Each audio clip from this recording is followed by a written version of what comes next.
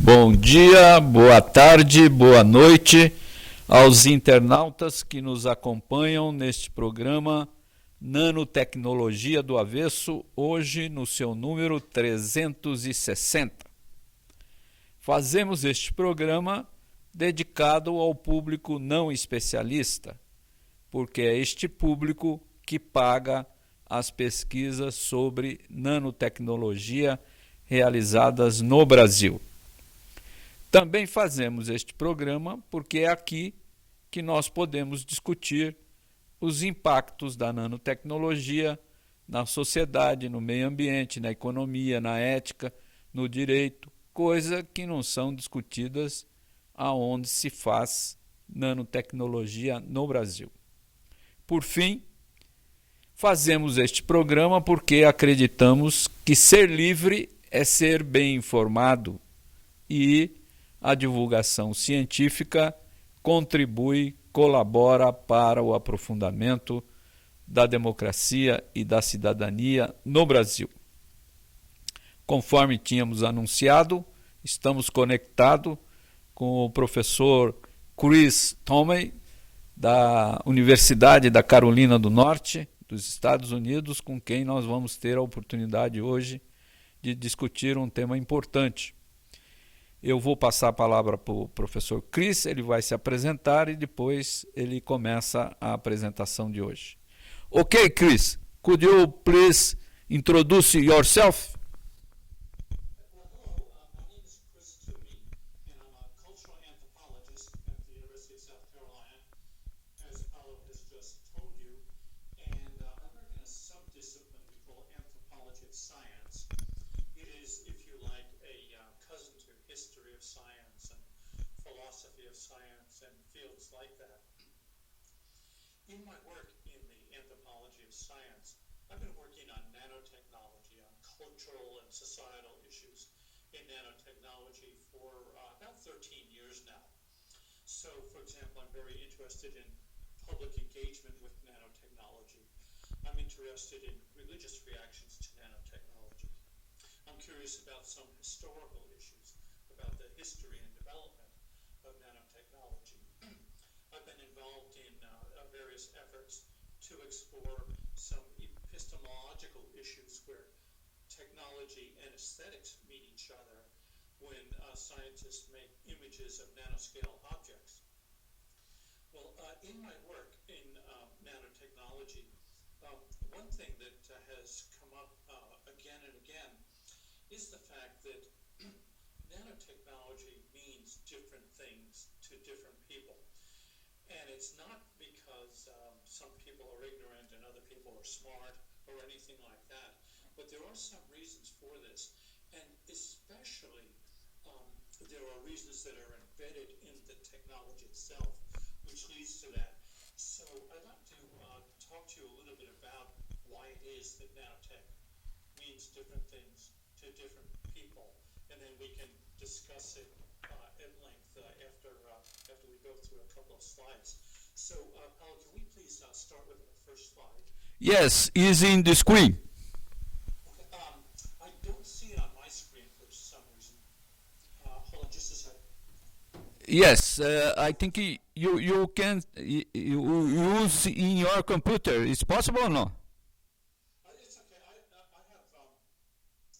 have a way to deal with it. That's okay. Okay, so here's our question. Why does nanotechnology mean different things to different people? And as it turns out, let's begin with this. There are three principal definitions of nanotechnology that are circulating among people who make nanotechnology policy, definitions that circulate among the scientists and engineers who do nanotechnology, definitions that are circulating among people who have the responsibility to explain nanotechnology to other people. So one definition that you might see is to say that nanotechnology is radical miniaturization. Radical miniaturization. And this is a vision which comes from Eric Drexler, going back to his 1985 book, Engines of Creation. And the way this definition goes is that it argues that large-scale machine tools can be scaled down to molecular and atomic scales. So, for example, if you look at some illustrations generated by Dr. Drexler and the Foresight Institute, you see things like diggers and tractors and vehicles and tools and so on that are made of atoms, as if we can put atoms together and make them work that way. And one of the things that's interesting about this particular definition is that it is arguing that nanotechnology is scale invariant. That is, you can make these machines at our human scale, you can make these machines supposedly at the nanoscale, and you can make these machines at other scales in between. And I'm not particularly comfortable with this, and I'll explain why when I get to the third definition. Now, another definition, this is the second one I want to present to you, is the idea that nanotechnology is defined by scale. So here people say that nanotechnology is the control of matter, which is measured by the nanometer. A nanometer is 1/billionth of a meter. So what is measured by the nanometer? Atoms, molecules, small viruses, proteins, atomic surfaces, and so on and so forth. And indeed, this definition is true. That is, the reason why we call it nanotechnology is because it's studying things which are measured by the nanometer. But I believe that this definition, while it's true, it's incomplete. And so here I want to bring you to the third definition, which is emphasizing that nanotechnology involves unique nanoscale forces and processes. So this one would say that nanotechnology is the control of matter at the nanoscale by making use of unique properties that arise at the nanoscale.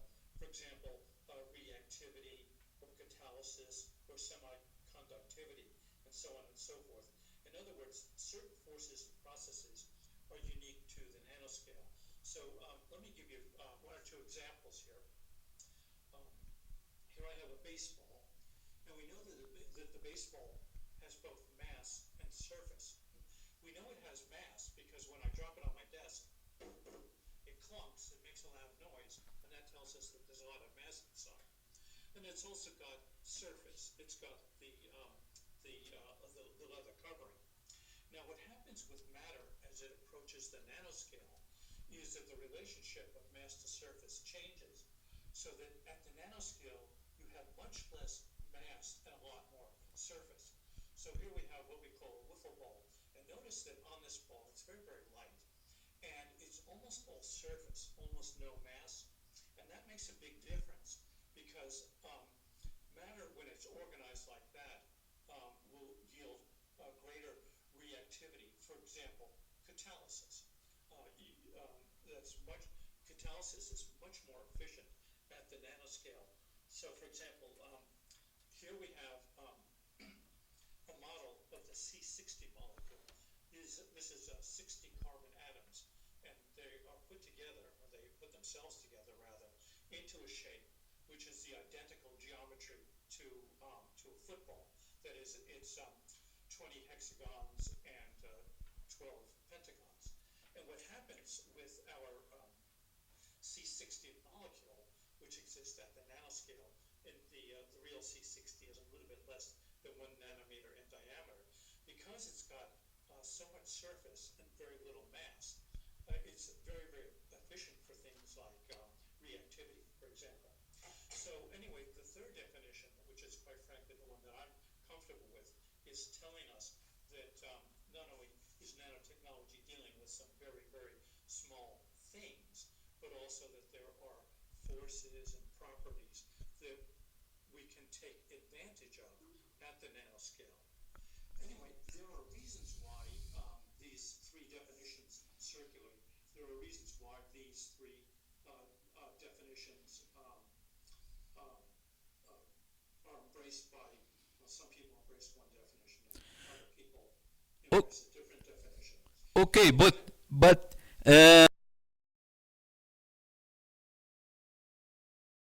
hegemonic definition. Say that again, please. The hegemonic definition. The definition that is more used. The one that's most common? Yeah. I think the one that's most common, this is a good question, is that second definition. Yes. Defining nanotechnology in terms of scale. Yeah. I agree that that's true, that we have that in nanotechnology. What I say is it's true, but it's incomplete, because I think it's important to add the fact that scientists are taking advantage of these nanoscale properties. But anyway, let's look at three technical features of nanotechnology, which I think will help us see why it is that different people embrace different visions of nanotechnology. Well, one reason is that nanotechnology is a very large spectrum of scientific disciplines and subdisciplines and technologies. So it includes physics and it includes chemistry. And a physicist and a chemist might see nanotechnology differently. They have different approaches to the atom and the parts of the atom and how atoms form molecules. Not that one is right and one is wrong, but rather that they have reasons for looking at things differently. Within chemistry, the person in organic or biochemistry is interested in certain features of nanotechnology, while another person who is in inorganic chemistry is interested in different features. For example, carbon nanotubes or quantum dots or something like that. And in fact, the difference between these two kinds of chemists might be such that the biochemist has more in common with the molecular biologist than with his or her colleague down the hall in inorganic chemistry, because biochemistry is overlapping with molecular biology, especially in studies of nanotechnology. So that's one reason, that because it's such a broad spectrum of different scientific disciplines and subdisciplines, that even different scientists see nanotechnology differently. The second reason is because we say that nanotechnology is an emerging technology. There are some applications that are available right now, and most of them are not particularly earth-shattering. They're relatively trivial, like, for example, golf clubs or tennis rackets, which are enhanced with carbon nanotubes. And that's interesting. But of course, we want a lot more than that from nanotechnology. But the big applications, for example, if there's going to be, say, powerful environmental remediation or cures for cancers, and so on, those things are still in the future. And what this means is that some of us can look at the near future applications of nanotechnology, which we think are more realistic, and other people will be concerned with the far future things that might happen 40 or 50 years from now. Not to say one is right and one is wrong, but rather that this enables two different ways of looking at nanotechnology.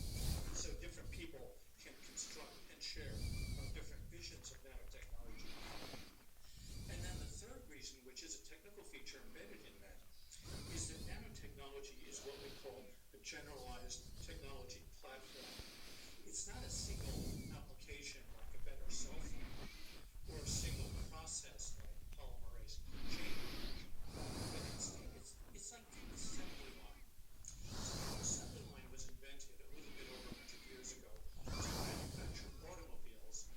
It was very efficient, it worked very well, but people soon noticed that the assembly line could be used to manufacture anything that had numerous parts that had to be added in a certain order. And so nanotechnology is going to generate hundreds, maybe thousands of different applications in the future. And some people will be interested in one bunch of applications, and somebody else will be interested in different applications. So the applications that are going to come from nanotechnology sometime in the future are really quite varied. They might include medical diagnostics and medical therapeutics. And there are applications going on right now in microelectronics. There are things happening in materials science, environmental remediation, security.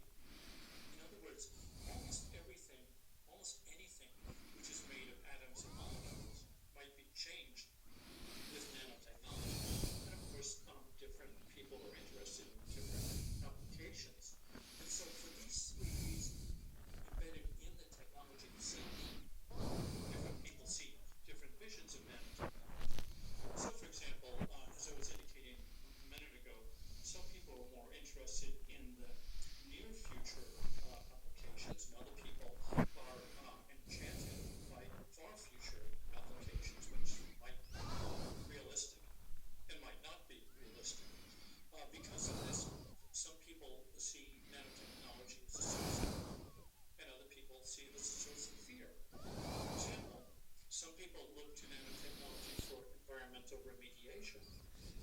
others think that nanotechnology will generate risk, if not absolute environmental catastrophe.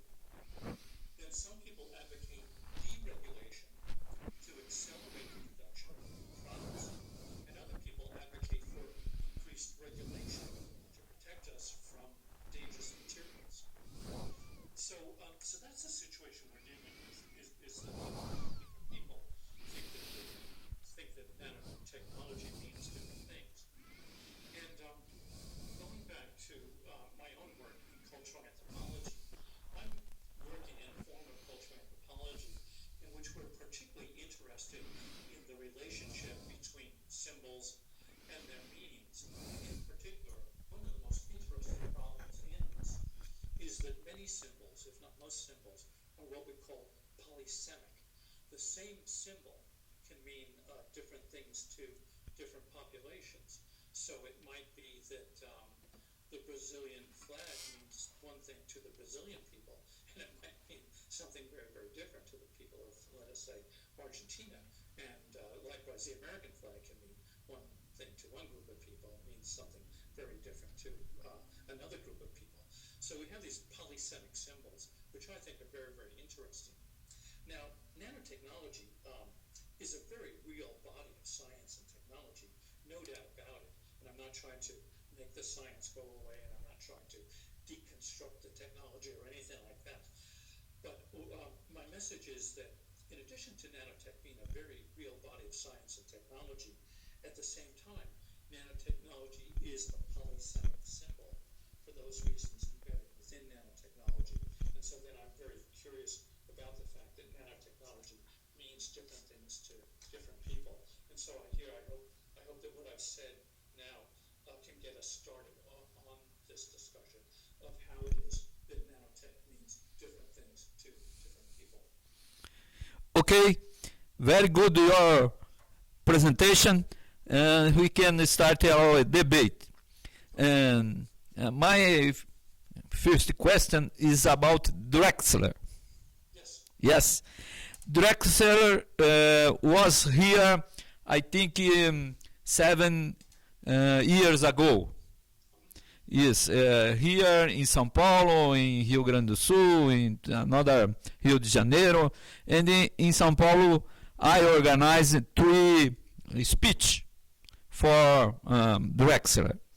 And I remember that the message of the Drexler was more or less to show for us that he was not more outside of the science or outside of the academy in United States, because I think is was a very good polemic.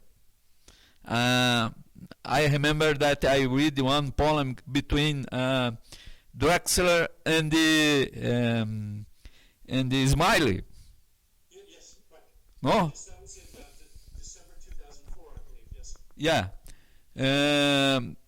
If the things that proposed for Drexler was possible or was not possible, and the Drexler told no, because Smiley thinking another way, the same way.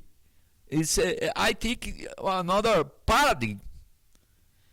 I don't know what is your opinion about this kind of appreciation from Drexler and Smiley. Well, I would have to. I have read that, and I've carefully read it. I've read it several times, and it's a very interesting debate.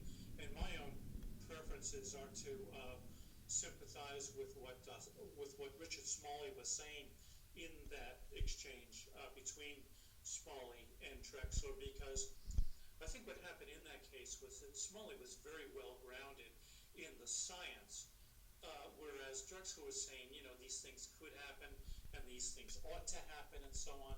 And then Smalley asked him, okay, how exactly are you going to make them happen? And I thought that in that case that Drexler's answers to that very good question were not very good answers. And you might remember from that debate between the two of them at that time that Smalley brought up two two realities that have to be taken into account. He originally had these in an article in Scientific American from the year before, and that led to the Smalley-Drexler debate. And what Smalley said was that, we have to realize that there are some scientific realities that exist at the nanoscale that we cannot change. There are a lot of things we can control. There are a lot of things we can change.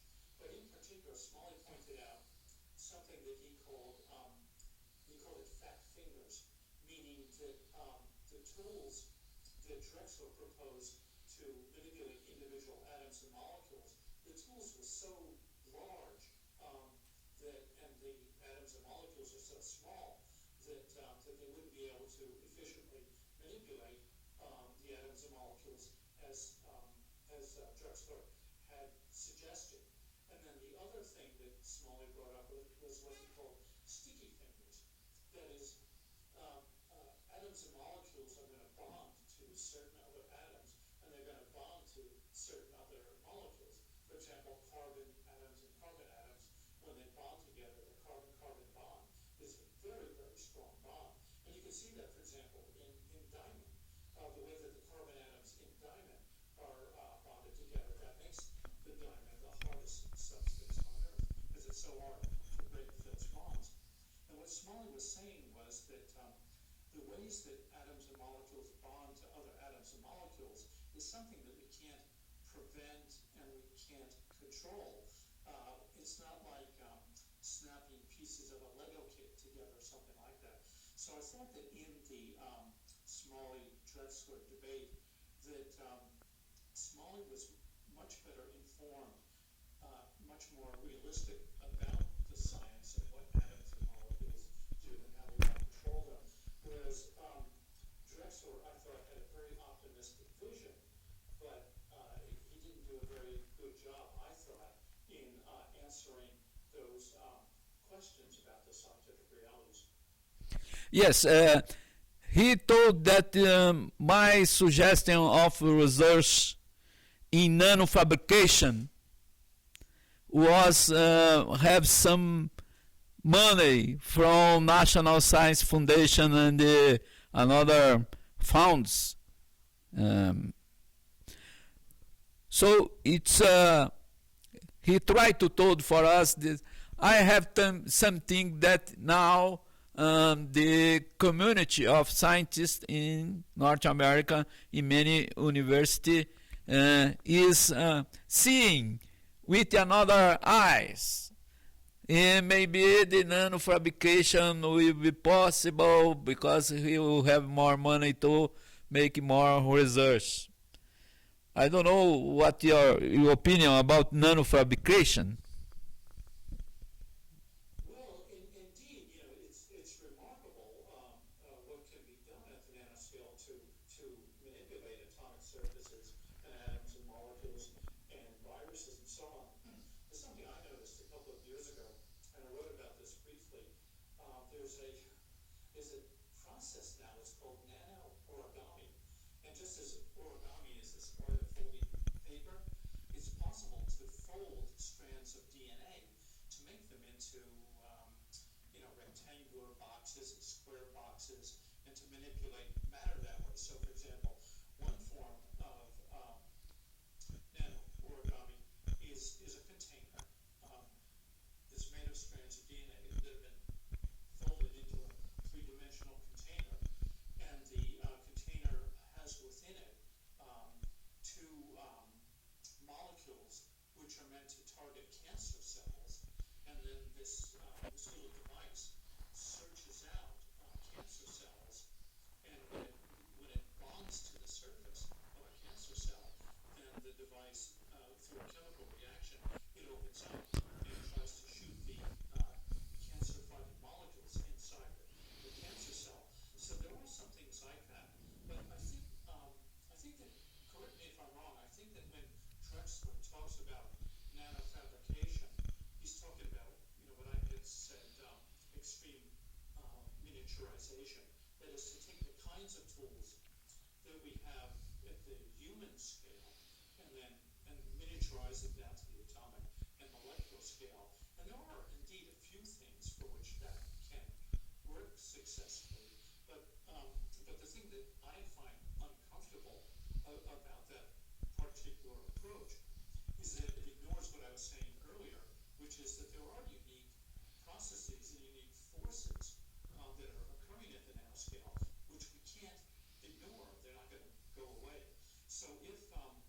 Drexler is talking about nanofabrication, which does not take into account those unique forces and processes at the nanoscale, then I find that misleading. Yeah, here in one of the conference of Drexel, one guy asked him about if I know how to produce coffee,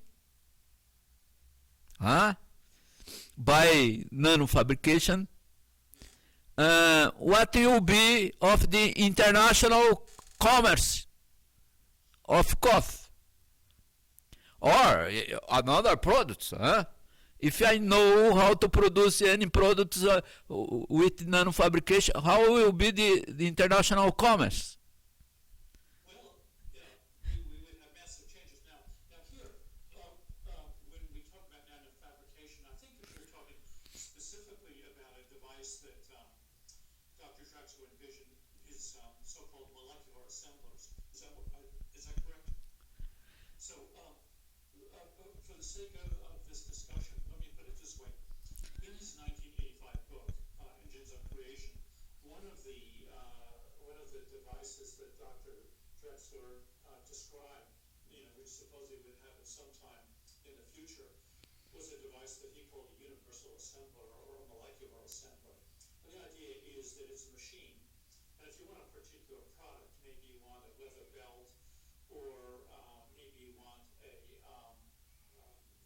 piece of steak or something like that, then what you would do is you would have a guide that said such and such a thing needs this much oxygen and this much sulfur and this much helium and this much carbon and so on. And then you would put those elements in it, as atoms. And then the universal assembler would then assemble all those atoms into the right shape, and so that before long you open your device and out comes supposedly, a leather belt or a piece of steak or something like that. So this is something that Drexel has predicted will come sometime in the future. Paolo, are you familiar with Dr. Drexler's latest book, Radical Abundance, from I think about 2 years ago? I don't know. Okay, so this is Dr. Drexler restating what he has been saying over the past 30 years or so, and going back to the idea of the universal assembler or the molecular assembler. He gives a couple of examples. He talks about solar panels that could be produced for no more than the cost of cardboard, and that would be a great thing, to help solve some of our energy needs. And he says also, with his vision of nanotechnology, people will take it up and do it, and we would be able to buy an automobile for no more than the cost of dinner. So, these are really fantastic visions, and on the one hand, it would be presumably the end of poverty if we could do these sorts of things. And as you point out, Paula, if we did these kinds of things, it would be massive global economic disruptions. So here's a question. Are these things realistic or not? Because if they're not realistic, I really want to spend my time on other things. So I thought to myself, is there any corporation right now which is using Drexler's advice to make solar panels that cost no more than cardboard? And I don't think there are. Are there any automobile corporations which are using Drexler's advice to make automobiles that will cost no more than a dinner? And I don't think they are. And because corporations are not investing in Drexler's vision, I think it's not very realistic. To me, that's included, but it's not very realistic. Yeah. Now, I could be wrong, of course, but before we put trillions of dollars into a project like this, we want to know how realistic and how unrealistic it's going to be. Yes, I agree with you, but I remember that why the petrol industry is the majority until now, because he have another possibilities, no, from solar energy, natural energy, etc., etc., etc. But petrol companies is the biggest companies, so have a power.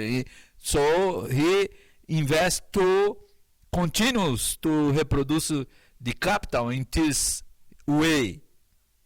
So every time I think have the fight between one movement that comes up and the other that doesn't want this movement comes up. So it's a fighting and the old model within one possible new model. That's a very good point, and of course I had explained the reason why different people see nanotech differently. When I gave those three features of nanotechnology, I was really only referring to those features embedded within the technology itself. But in doing so, I had left out a whole other world, which you're bringing up right now, which is that there are economic interests for seeing nanotech one way or another, and there are political reasons for seeing nanotech one way or another, and those exist alongside those technical reasons that I indicated. Yes. Another point that I would like to debate with you is about the physicists and the chemicals, the chemical and the physics. Here in Brazil, the science is dominated by the physics. So many of the conceptions, the values, the what is decision the government taking is only in function of the physics. The others, scientists, chemical, biology, medical, etc., is not so important. Important is the physical. So I think this the most knowledge that are producing in nanotechnology is in the physical way. The physical put for us what is the concept we have to believe in nanotechnology. This is something I've thought about also, and it's a very interesting point. So I want to relate something that a physicist once told me. He said that when people go to graduate school for physics, and when they go to graduate school for chemistry, both the physicist and the chemist have to understand what an atom is and what are the parts of an atom and how atoms behave and how atoms interact and so on. And so the two sciences should have more or less the same understanding of an atom. But what happens is that physicists, or at least atomic physicists, then tend to be more interested in the parts of the atom. That is, what is an electron and how does an electron behave, and the neutrons and the protons and the smaller elements, the gluons, all that kind of stuff. So that the physicists are starting with the atom and then moving on to the smaller and smaller parts of an atom. But the chemists, by contrast, they start with the atom, but then they ask, how do things get bigger? How do two or more atoms bond together to form a molecule? And how does a small molecule join with a larger molecule to make something larger and larger? So it's really two very different visions. And it's not to say that one of the sciences is right and the other science is wrong, but there really are different ways of looking at the same matter. One looking at things getting bigger, and the other looking at things that are smaller and smaller. I think one thing that happens quite a lot in nanotechnology is that a lot of the scientific research is sometimes dominated by the physicists, and the reason why, quite frankly, I think is because physics is considered to be a more prestigious science than than chemistry. Now, I think chemistry is fine, and I think physics is fine. I have a lot to learn from both, and I don't want to choose to accept one and reject the other. But, for many years, physics has been thought to be more elegant, and physics would tell us more about, say, the origin of the universe, and physics would provide us with not only nuclear power, but also nuclear weapons. And so it is thought historically by many people that physics is more elegant or more sophisticated than chemistry.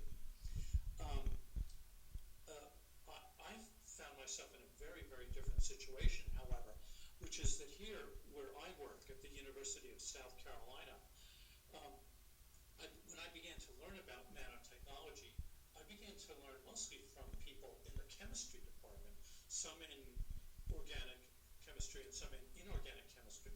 But we had approximately half, maybe more than half of the chemistry faculty were actively working on projects that are called nanotechnology, whereas our physicists here, we had some people working in that, but not nearly as many as the chemists. So I first began to learn about nanotechnology through a lens more of chemistry than of physics, and so I've escaped the common belief that physics is more prestigious than chemistry.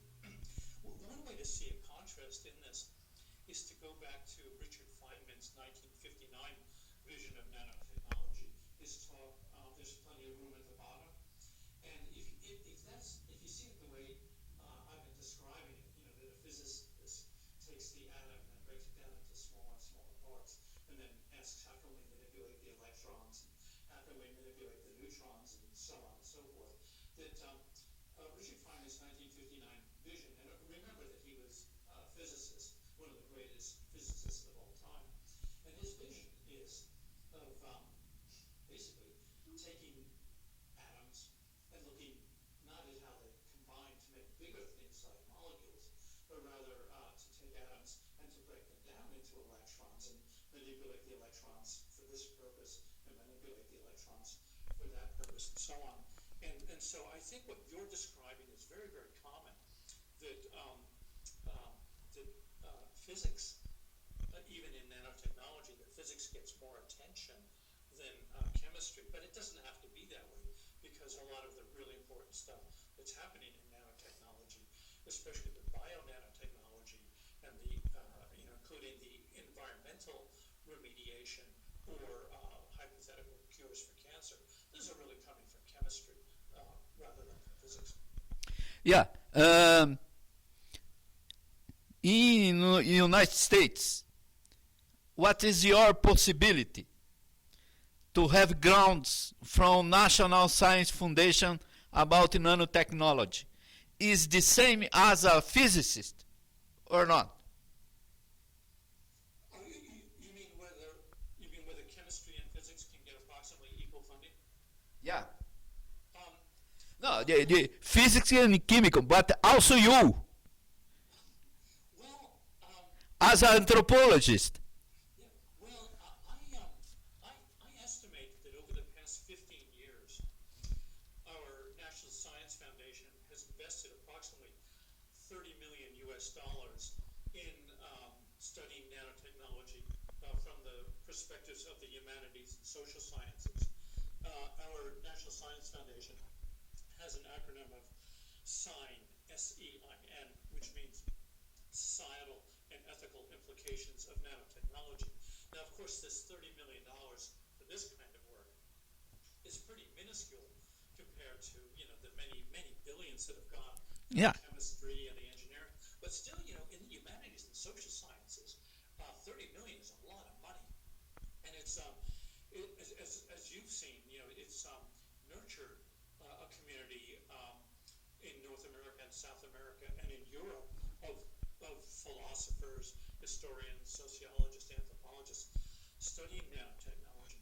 So there has been some generous funding that way, but most of that funding for the humanities and sciences to study nanotechnology has dried up. And I think the reason why is when nanotechnology first came to the attention of people who make science policy and people who fund scientific research, beginning in the 1990s, and then going into the U.S. National Nanotechnology Initiative from the year 2000, and then the funding of the National Nanotechnology Initiative beginning in, I think, 2004. When there was a great deal of excitement, there were some amazing promises that nanotechnology was going to be the third industrial revolution, and it was going to solve all our environmental problems and cure all our cancers and so on and so forth. And I still believe that the great things are ahead for nanotechnology. But nanotechnology was promised and described in ways that were, with the benefit of hindsight, we know that it was described in ways that were really too good to be true. Maybe it's going to do these things, but it's not going to do these things instantly. And what happens, I think, in science policy, including funding for scientific research, is that if you don't deliver everything you promise, and don't deliver it pretty quickly, then they move on to other things. So that now, funding is going into things like synthetic biology and various kinds of environmental science and so on.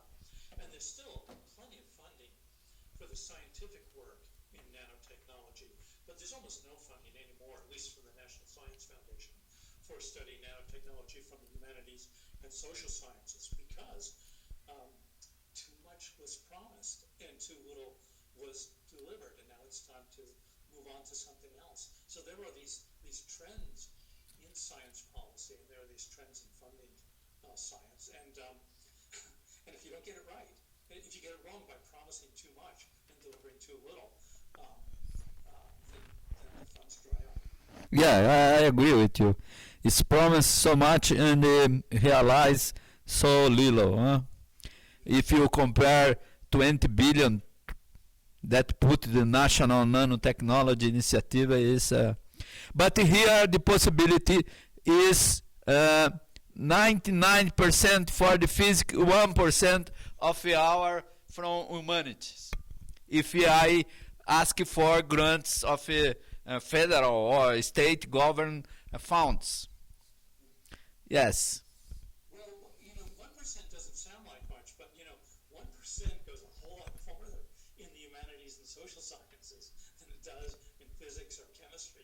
We don't have to buy scanning tunneling microscopes to do our work, and we don't have to buy spectrometers to do our work, and so on and so forth. And of course, we don't have major environmental risks in our work. So I'd be happy with 1%. That's still a lot of money to us.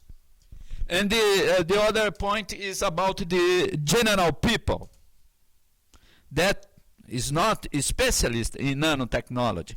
Our program is for this kind of people. It's general people that we have to put to show more information about nanotechnology.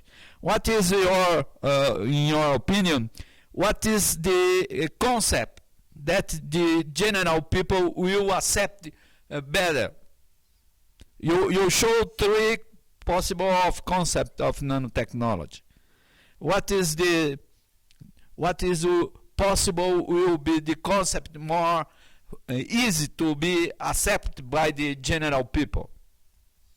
Well, that's a good question, and I am very pessimistic about this. I believe that democracies, democratic nations, make science policy through democratic processes. We don't simply hand all our money over to the scientists and then say, do whatever you want. But, there are political and economic and societal elements that go into shaping science policy. And so the best possible situation is for the general public, for the non-scientists, to have some understanding of the science so that they can have a voice in making science policy.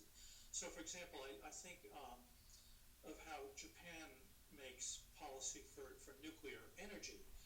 And it's likely that most Japanese people didn't know a whole lot about how a nuclear reactor works. But then comes the catastrophe at Fukushima, and people then have to learn very, very quickly how a nuclear power plant works. And what are microsieverts what are safe levels, and so on. So I think probably the average Japanese person, non-scientist, probably knows a whole lot more about how a nuclear plant works or what microsieverts are and what are safe levels and so on than, than, for example, most Americans do or most Brazilians, because we haven't had the kind of catastrophes like Fukushima. But for nanotechnology, I think there's a big problem. I think it's an incredibly dense body of scientific knowledge. I'm comfortable with what I know, because I've been involved with this for 13 years now. But there's always a lot to learn.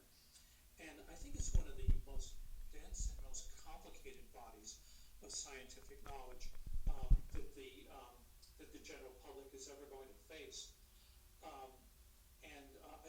I've been involved in programs of public engagement with nanotechnology. I used to run a program called the South Carolina Citizen School of Nanotechnology, in which members of the public here in our local community in Columbia, South Carolina, could interact with the scientists and learn about nanotechnology. And I was happy with that program. I thought that went well, but it's still very dense. And then because that program was going so well, the university asked me to create a parallel program here at the University of South Carolina and in our local community and in our state government. There's a lot of excitement about hydrogen fuel cells. So I was asked to create a citizen school on hydrogen and fuel cell technology, which I did. It ran for 2 rounds for I think a year or 2, and I had to learn about hydrogen fuel cell technology very, very quickly. And what I discovered was, in comparing nanotechnology with fuel cell technology is a very, very simple process of catalytic chemistry, and it was not very difficult at all to explain it to non-scientists and to have non-scientists understand it, and for non-scientists to see how it works and what are the challenges. And that was very, very different from trying to explain nanotechnology to more or less the same population. So on the one hand, I think it's highly desirable that the largest number of people understand nanotechnology, but I don't think that's going to happen in the kind of circumstances we're in right now, because it is such a complicated subject. As I was saying earlier, it involves so many different scientific disciplines and subdisciplines and technologies and so on. And I think the big difference would be, quite frankly, if we had a major environmental catastrophe that was caused by nanotechnology, that Americans or Brazilians or whatever population would then carefully examine nanotechnology the way Japanese people have carefully examined how nuclear power plants work subsequent to Fukushima, not before Fukushima, but because they had to after that. But that's while my prediction may be right, that's still pretty depressing. That the general public won't really understand nanotechnology until there's a major catastrophe. But I think that until something like that happens, it's going to be nanotechnology is going to remain an extremely difficult topic for non-scientists to be able to comprehend. And in the same way about the workers. The people in the labs, yes. Well, for example, take carbon nanotubes, for example. So carbon nanotubes are 6 times lighter than steel and 100 times stronger than steel. So if anybody can actually manufacture carbon nanotubes in industrial scales with good quality control, then if they can get the cost down, then carbon nanotubes will either enhance all of our steel products or maybe even replace all of our steel products. So that's one of the holy grails of nanotechnology, to be able to do that. But people will be making carbon nanotubes either in labs or, if it's scaled up, will be making them in factories. And that's a good question. How dangerous will it be to the workers there? So some people are seriously concerned, and I think for good reason, that carbon nanotubes might act like asbestos fibers. They tend to be smaller than a asbestos fibers, but because they're linear and because they're stiff, they may have the same adverse health consequences as we have from asbestos. And the people who would be most likely to suffer from that would be the workers in the factory. And quite frankly, I don't think that we have good answers to that right now. In fact, we might even say we don't have very good questions for that right now. We don't know nearly as much as we need to know about the environmental health issues, especially those that will affect factory workers, as we also know. Okay, finally, I would like if you know about the World Social Forum, the meeting that the name is World Social Forum. I don't know much about it. Yes, it's the biggest meeting of the civil society organized. That was starting here in Brazil in 2001, and after this, many times in Brazil, after was in Africa. In this year, will be in Canada, in Montreal. So it's the biggest meeting that the many networks of the society, civil society organized by different subjects will be there to discuss, enfim. You can put in your computer that the expression "a new world is possible." This is from the main point for the World Social Forum, and I will be there. We will have 2 or 3 workshops about nanotechnology. One is about the science of production and the science of impact. The discussion about how the majority of the public money is putting in many countries, also in the United States, also in Brazil, Europe, for produce new knowledge in science of production, not in science of impacts. This is one kind of discussion. He will be there. The other is about the nanotechnology, health and safety. And the other is about the nano public engagement and the democracy general.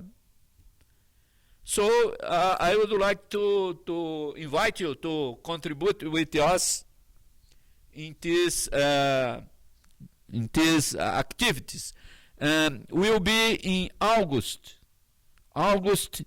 9, 10, and 11.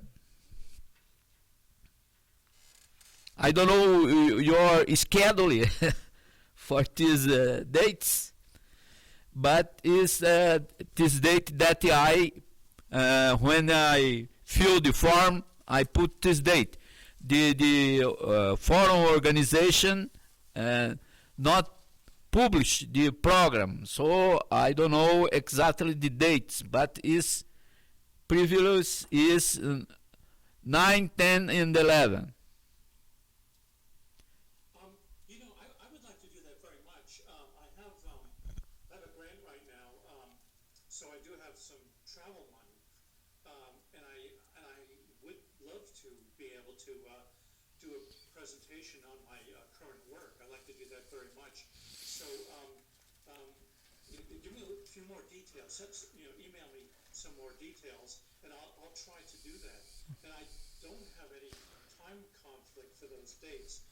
And also, I think that Montreal is a very beautiful city, so it's always nice to go to Montreal. So I would give me more details. Yeah. I'd love to be able to. Yeah. I will put by email. Excellent. Okay.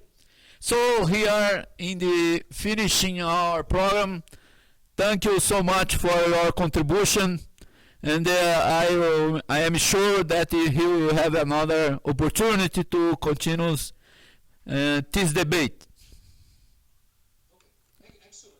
Obrigado. I appreciate this very much, and I've enjoyed this conversation very much, and I hope that the people who watch the program have learned from our conversation, and I hope that they've enjoyed our conversation also. Yes. Thank you. Bye-bye.